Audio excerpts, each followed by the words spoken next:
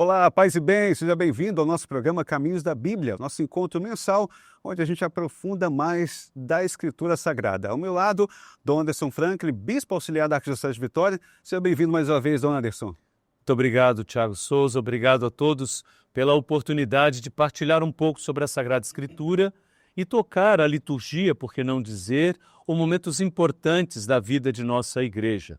E por isso eu saúdo a todos aqueles que nos escutam pela nossa amada Rádio América e também aqueles que pelas redes sociais acabam tomando conhecimento ou participando conosco do Caminhos da Bíblia. Com essa saudação, já quero dizer ao senhor que o programa é esperado mensalmente. As pessoas nos relatam que aprendem cada vez mais com a palavra do Senhor.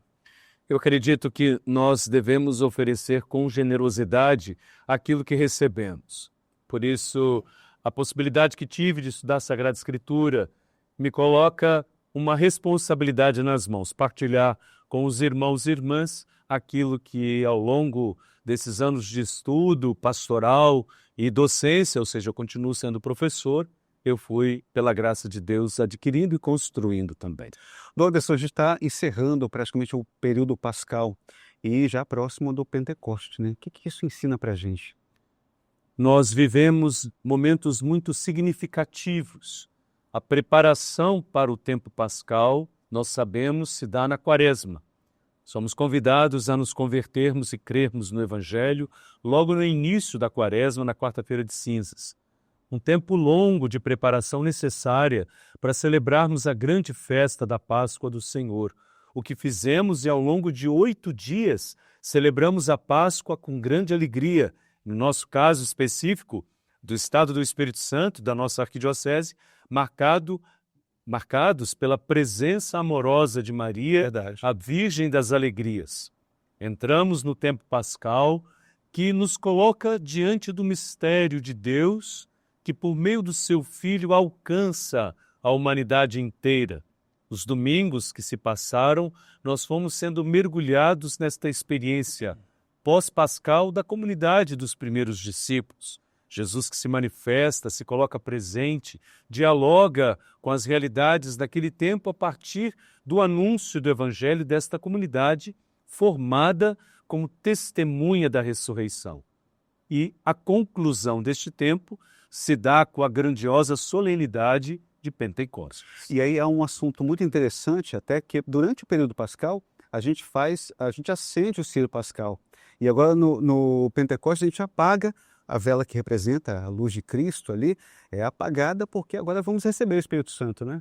Ou seja, nós acolhemos esta luz no Sábado Santo, o círio pascal é abençoado com este fogo novo que o ilumina, e do círio, mesmo depois de apagado e recolhido, do círio serão iluminadas as velas daqueles que serão batizados, adultos ou crianças, e também aqueles que professarão a fé, renovando as promessas do batismo com o Santo Crisma. Ou seja, o círio pascal é representação daquela coluna luminosa que guiou o povo de Israel ao longo do deserto, rumo à terra prometida. E para nós é Cristo, luz do mundo, que aquece os corações dos discípulos, comunica a força vital da sua ressurreição e nos ajuda a compreender nossa missão.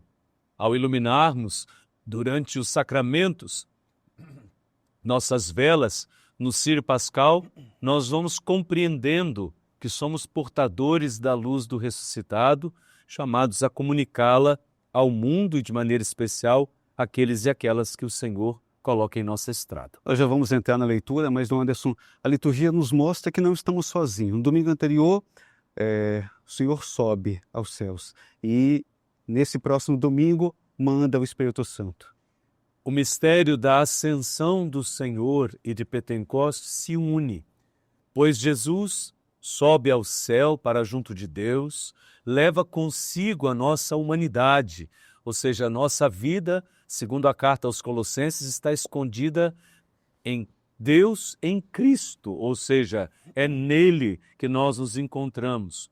Por isso, como peregrinos de esperança, nesse ano jubilar, não caminhamos sozinhos. Prometeu que estaria conosco, o próprio Jesus, e disse que nos enviaria um outro Paráclito. É particular isso, porque muitas vezes nós pensamos o Paráclito é o Espírito Santo. Paráclito não é só advogado, intercessor, mas é aquele que caminha com, nos sustenta, nos fortalece.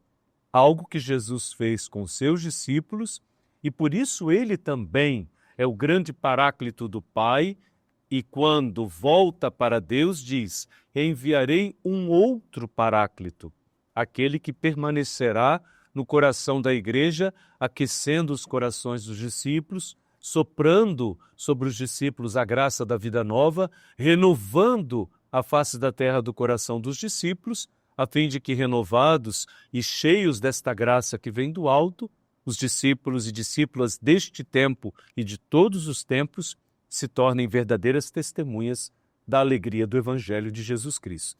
A leitura que o Senhor nos preparou para hoje está no Evangelho de João, capítulo 20, versículos de 19 a 23, e a gente vai acompanhar agora. À tarde desse mesmo dia, o primeiro da semana, estando fechadas as portas onde se achavam os discípulos, por medo dos judeus, Jesus veio e, pondo-se no meio deles, lhe disse: "A paz esteja convosco."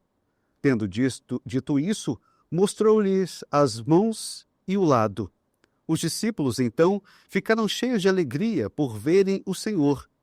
E ele lhe disse de novo: "A paz esteja convosco. Como o Pai me enviou, também eu vos envio." Dizendo isso, soprou sobre eles e lhe disse: "Recebei o Espírito Santo. Aqueles a quem perdoardes os pecados, ser-lhes-ão perdoados. Aqueles aos quais retiverdes, ser-lhe-ão retidos." Palavra da salvação. Glória a vós, Senhor. Um evangelho repleto de significados para a gente aqui. Mas o que já me chama a atenção de início é uma saudação que a gente também recebeu do Papa Leão quando fez a sua primeira aparição. A paz esteja convosco. Esta é uma saudação eminentemente pascal. De fato, você tem absoluta razão. Papa Leão XIV, a primeira palavra que dirige é esta palavra que sai da boca e do coração de Jesus, ressuscitado dentre os mortos, de pé, diante da comunidade reunida. E é particular o fato de que aquele momento, no caso dos discípulos, eles estavam com as portas fechadas, as janelas, estavam temerosos por causa da perseguição que sofriam por conta dos judeus que perseguiam os cristãos naquele momento histórico. Jesus, ao comunicar a paz, ele comunica a força da sua presença e ressurreição. O Papa Leão XIV, a primeira palavra é esta, que é uma palavra de saudação pascal, comunicação do dom do Espírito e, por que não dizer, de coragem. A Igreja, neste tempo, como peregrina de esperança, é chamada a ter a coragem evangélica, recuperar o ardor dos primeiros cristãos no anúncio alegre do Evangelho de Jesus Cristo. O que a gente pode comparar, Dom Anderson, assim, de forma muito real, a questão de que a igreja, durante o conclave, ela está ali na espera, né? Como os discípulos também estavam na espera, né, do Salvador. E aí, no Evangelho diz que eles estavam com medo, né? À espera de uma força do alto. O que significa para a gente isso? O texto do Evangelho de João que nós ouvimos, ele é muito particular e cheio de símbolos. A expressão simbólica, ou seja, Jesus está de pé. O verbo ressuscitar é o verbo colocar-se de pé. Ele se apresenta como ressuscitado. A primeira saudação é uma saudação de paz, não da calmaria, do conforto dos corações simplesmente, mas é uma saudação que comunica uma vitalidade, uma vida nova, comunica a vitória dele sobre a morte. Ou seja, eu sou vitorioso sobre a morte e faço de vocês testemunhas desta mesma vitória. Quando os cardeais se reúnem e a igreja inteira reza para a eleição do novo Papa, algo que aconteceu e nós fomos testemunhas, nós vemos a ação do Espírito que continua a colocar sua mão, seu olhar, sua presença na igreja, a fim de que a igreja, como testemunha viva do ressuscitado, cumpra a sua missão em todos os tempos, em todos os lugares e, por que não dizer, neste momento crucial da nossa história. E aí um fato importante, aliás, vários fatos importantes desse evangelho, é que Jesus sempre mostra a vitória. O estar de pé, o estar diante dos discípulos, mostrando também a força. Ele mostra as mãos e o lado, ou seja, ele mostra que passou pela cruz, que passou pela morte, mas saiu vitorioso. Exatamente, essa imagem de Jesus que se demonstra aos discípulos não é somente para mostrar, porque ele não mostraria as mãos marcadas pelos pregos ou o lado transpassado pela lança, mas ele faz memória. Ele está dizendo aos discípulos: sou eu mesmo, aquele que anunciou o reino de Deus, aquele que curou os enfermos, perdoou os pecados, aquele que vos chamou, aquele que assumiu até as últimas consequências do lava-pés, até a entrega na cruz, este sou eu. Ou seja, ele revela a sua identidade como o servo sofredor de Isaías, como o mestre que se faz escravo e servidor, como aquele que abraça a cruz e, abraçando a cruz, abraça a humanidade inteira. Como se fizesse uma memória de todos os seus gestos, até o gesto da cruz. E ao se colocar de pé diante dos discípulos, ele diz: a última palavra não foi a morte, mas a vitória da vida sobre a morte. Eu saí vitorioso e por isso comunico a vocês a mesma vitória, a vida nova que nasce nesta experiência pascal. Do Anderson, seria um convite também a gente ter força e crer na vida eterna, a acreditar em Cristo, que é a força desta vida eterna? Para Paulo e para nós, a esperança da vida eterna reside em Cristo. Ele é o primeiro ressuscitado dos mortos e aquele que nos comunica uma vida que vem de Deus. Eu e você, todos os que nos ouvem e nos veem, nós somos iluminados por duas luzes. Uma luz que vem de um passado sempre presente, sobretudo quando celebramos a Eucaristia, que é a memória atualizada, ou seja, o gesto da entrega de Cristo como corpo, como o pão vivo descido do céu, sua carne e seu sangue na Eucaristia, ao mesmo tempo que isso é levado à plenitude quando se entrega na cruz. Daquele momento salvífico vem uma luz que me atinge e atinge você e a todos, quando nós, pela graça de Deus, por meio do batismo, nascemos por uma vida nova. Morremos como homem velho em Cristo para nascer com Ele como uma nova criatura. Porém, ao mesmo tempo, por ter sido vitorioso sobre a morte, vem uma luz do futuro. Celebramos há pouco a ascensão do Senhor junto do Pai, ele nos ilumina e nos atrai. O livro do Apocalipse diz que a Jerusalém Celeste, essa cidade para onde nós caminhamos como peregrinos de esperança, tem uma luz, que é o Cordeiro. Por isso a luz de Deus vem do passado sempre atual, da morte de Cristo na cruz, nossa vitória, e do futuro ele nos atrai.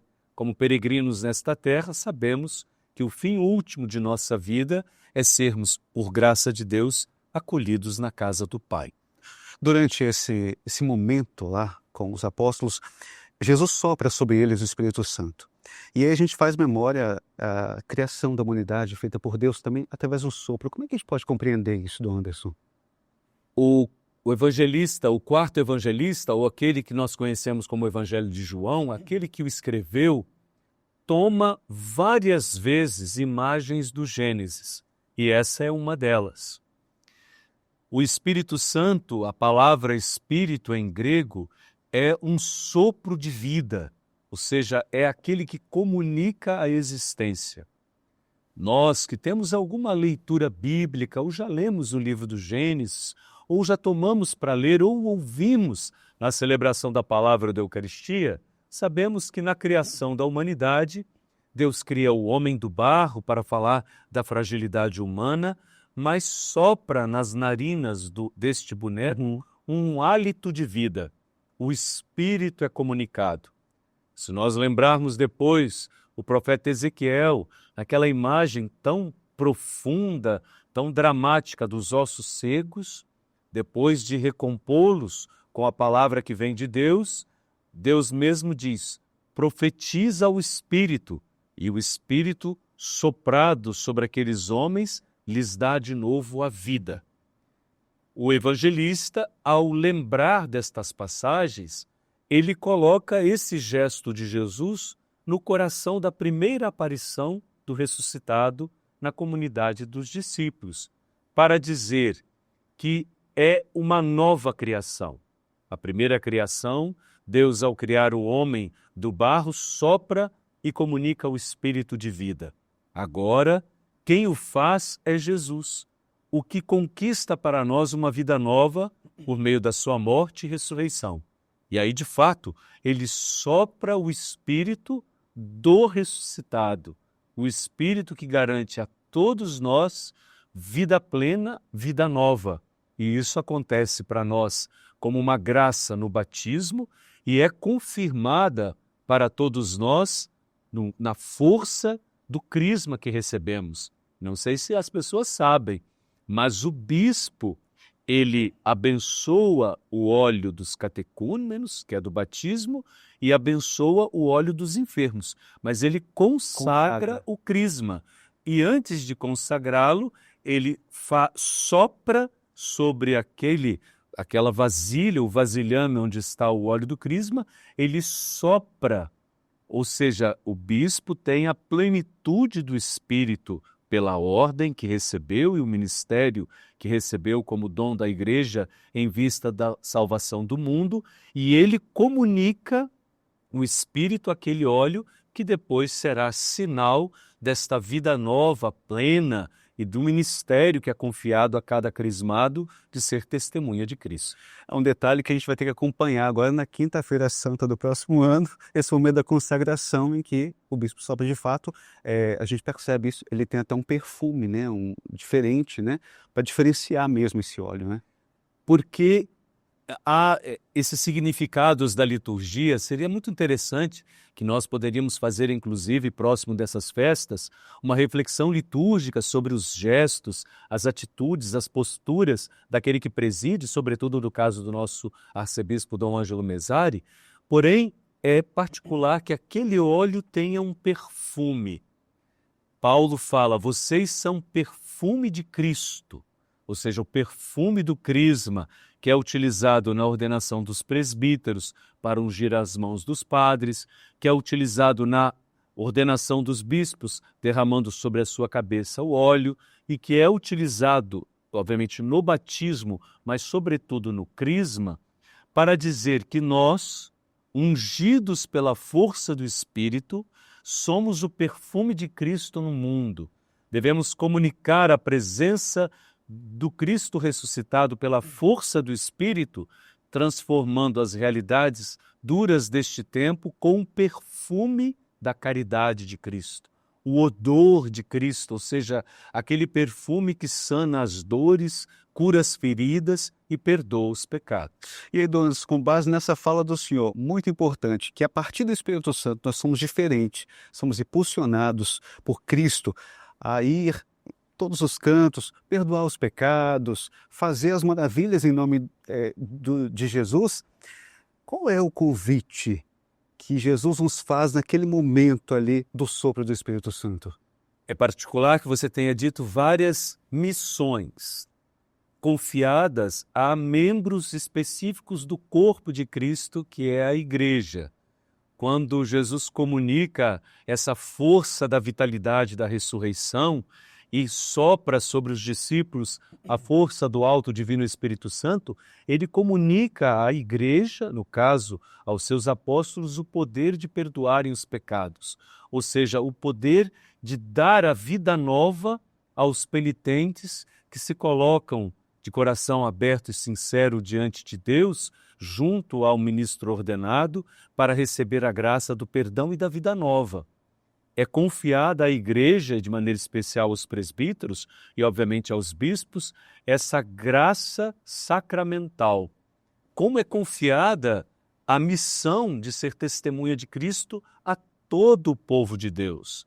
Como é confiada a missão de ser perfume de Cristo a todo o povo de Deus. Como é confiada a força de testemunhar a alegria do Evangelho a todo o povo de Deus. Por isso, vocês que nos escutam e nos veem, todo batizado, crismado, confirmado na fé e no testemunho de Cristo como discípulo missionário, é convidado a assumir a vocação e a missão. Porém, muitas vezes nós pensamos que esta vocação, missão e testemunho devem dar os bispos, os presbíteros, os diáconos, as religiosas e os religiosos. E nos esquecemos que todo o corpo da igreja peregrina é chamado a testemunhar a alegria do Evangelho. Jesus hoje, e neste tempo de Pentecostes que celebraremos, sopra sobre nós a mesma força vital, o mesmo Espírito, convidando-nos a assumir com coragem o testemunho da fé. O leigo e a leiga, pai e mãe de família, o jovem, a criança, o adolescente, os idosos, onde estão, cheios da graça do Espírito, testemunhar o Evangelho com alegria, bem como os vocacionados, os seminaristas, os religiosos, os diáconos, todos os nossos amados presbíteros e nós bispos, convidados a, no momento em que nos encontramos, neste momento da história, na igreja, anunciarmos com alegria o Evangelho. Enquanto o senhor falava, eu imaginava, nós somos peregrinos de esperança, chamados muito mais nesse ano, e o sopro do Espírito Santo, ele reacende essa esperança viva em nosso ser, né? Exato. E Jesus o faz nos evangelhos de diversos modos e maneiras. Por isso, nós celebramos essa força do alto, vital, este fogo que abrasa o coração dos discípulos, de modo que destrói o medo, a insegurança e os torna audazes, corajosos, confiantes, peregrinos de esperança, anunciando a esperança ao mundo que é Cristo. Indo aos cárceres, nas prisões, indo aos doentes com alegria e generosidade, colocando-se a serviço nas comunidades eclesiais de base, transformando a vida, os gestos do cotidiano em anúncio do Evangelho. Nós não precisamos esperar para anunciar o Evangelho, o fazemos pela palavra e, sobretudo, pela vida. Nós estamos no Caminho da Bíblia, o nosso programa mensal, onde a gente aprofunda mais a Sagrada Escritura. Lembrando que esse programa que vai ao ar hoje, você pode depois rever ele e também escutar no YouTube da Arquidiocese de Vitória. Fica tudo armazenado lá, até outros programas anteriores e aprender um pouquinho mais. Dom Anderson, fazendo uma ligação no Evangelho de João, Jesus sopra o Espírito Santo de uma forma muito calma, muito tranquila. Mas no Atos dos Apóstolos, ele vem como línguas de fogo, como um vento, né? Para que a gente pode fazer uma ligação? É o mesmo Espírito Santo, mas de forma diferente. São sinais da presença do Espírito, que sopra a vida e garante vida, aquece o coração dos discípulos de Emaús, ou seja, não nos ardia o coração quando ele nos falava no caminho e nos explicava as Escrituras, e vem como essa força deste fogo que destrói o mal, aquece os corações e impulsiona a comunidade reunida, como você bem fala, nos Atos dos Apóstolos, no capítulo 2. Jesus no Evangelho diz: eu vim para acender e atear fogo sobre a terra. E como eu gostaria que esse fogo já estivesse aceso. O fogo que ele diz é esta força do alto, capaz de purificar os corações, livrar do mal e garantir um ardor, o ardor que é esse impulso para a evangelização. É o fogo do amor divino, que aquece os corações dos discípulos, reunidos com Maria, a mãe da igreja, do cenáculo, na expectativa de serem imbuídos do Espírito, ou seja, cheios do Espírito, capazes de ter coragem, ter segurança, confiança para anunciar o Evangelho. Quantas vezes as pessoas se sentem desanimadas, enfraquecidas, se sentem perdendo o ânimo e o vigor? A vocês que muitas vezes passam por essas situações, lembremos que o Espírito Santo é esse fogo abrasador que aquece o coração e nos garante de fato a consciência, a coragem, a intrepidez, ou seja, este ir com confiança anunciando o Evangelho de Jesus Cristo. Já estamos chegando ao final desse programa. Queria que o senhor, nesse momento, soprasse sobre todos o Espírito Santo, fazendo esse convite. Tantos talentos, tantas vocações que estão aí com o Espírito Santo, mas estão desanimados. O salmo que nós cantaremos no dia de Pentecostes é: enviai, Senhor, o vosso Espírito, e da terra toda a face renovai. A primeira terra que deve ser renovada é a do próprio coração. Ou seja, deixar que esse Espírito nos toque por dentro, transforme o nosso coração para que possamos, como uma terra boa, acolher a palavra. Aquele que acolhe a palavra num coração marcado pela força do Espírito produz frutos do Espírito. E por isso, renovados e constantemente renovados, nós vamos renovando a terra da família, nós vamos renovando a terra do coração dos vizinhos, nós vamos renovando a terra de nossa comunidade e no mundo nós vamos sendo este sal da terra e luzes. Aquela luz, aquele fogo que veio sobre os discípulos, nós vamos ateando no mundo. O fogo da caridade, do serviço, do perdão, da compaixão e da generosidade. E que seja assim para todos nós. Que o momento de celebrarmos Pentecostes nos garanta a luz, a força e a coragem que vem do alto, do Espírito, para nos tornarmos testemunhas de Cristo. Peregrinos e peregrinas de esperança. Dom Anderson, muito obrigado por mais essa oportunidade e até o próximo programa, que o Senhor nos abençoe também. Eu agradeço a você, Tiago, a todos os que estão nos escutando. Convido, de fato, a ouvirmos e a dizermos para outras pessoas do programa, para que outras pessoas possam escutá-lo e, escutando, compreender os mistérios de Deus, do seu amor nos caminhos da Sugerir vida. temas também, né? Quem sabe seria ótimo. Então, que venha sobre todos vós a bênção de Deus Todo-Poderoso, Pai, Filho, Espírito Santo. Amém. Até o próximo programa, gente.